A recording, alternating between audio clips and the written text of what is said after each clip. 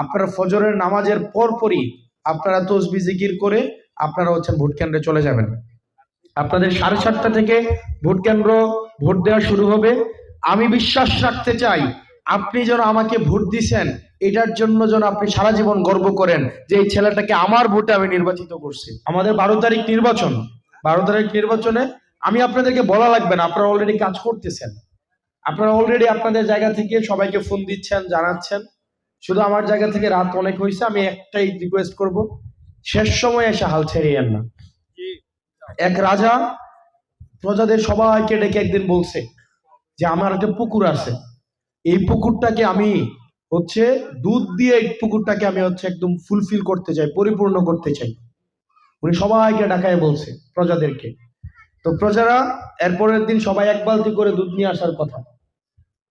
তো প্রজাদের সবার মধ্যেই সবাই বলতেছে একটা পুকুর উনি পরিপূর্ণ করবে, আমি এক বালতি না হয় না নিয়ে গেলাম, আমারটা কি আর বোঝা যায় বলি? একটা পুকুরের মধ্যে যদি এক বালতি দুধ না থাকে এটা কি আর বোঝা যাবে?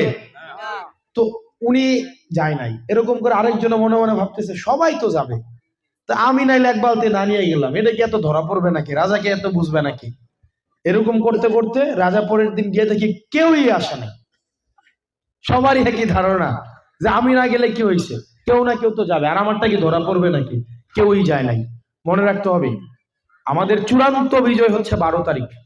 12 তারিখ আপনারা এখানে যারা আছেন, আন্টি আঙ্কেল আপনারা যারা আছেন, আপনারা ফজরের নামাজের পরপরই আপনারা তসবিহ জিকির করে আপনারা ভোট কেন্দ্রে চলে যাবেন। আপনাদের 7:30 থেকে ভোট কেন্দ্র ভোট দেওয়া শুরু হবে। আমি বিশ্বাস রাখতে চাই আপনি যেন আমাকে ভোট দিছেন, এটার জন্য যেন আপনি সারা জীবন গর্ব করেন যে এই ছেলেটাকে আমার ভোটে আমি নির্বাচিত করছি। আপনারা কি ওই ইতিহাসের অংশ হইতে চান না? চান কিনা? এবং আমি বিশ্বাস করি আপনারা আমাকে আগামী 5 বছর পরে, বললাম তো আমি আল্লাহর উপরে তাওয়াক্কুল করে বলছি, এবং আমি আমার কর্ম এবং আমার যে টিম আছে তাদের উপর আস্থা রেখে বলছি, আগামী 5 বছর পরে আমি আপনাদের কাছে আসার দরকার নাই, আপনারাই আমার কাছে যাবেন যে আপনি নির্বাচনে দাঁড়ান ইনশাআল্লাহ। আপনারা যারা আছেন, যেটা ওই সবসময় বলি, প্রত্যেক দিন প্রত্যেকজন অন্তত মিনিমাম 10টা মানুষকে আপনারা শাপলা কলির কথা বলেন।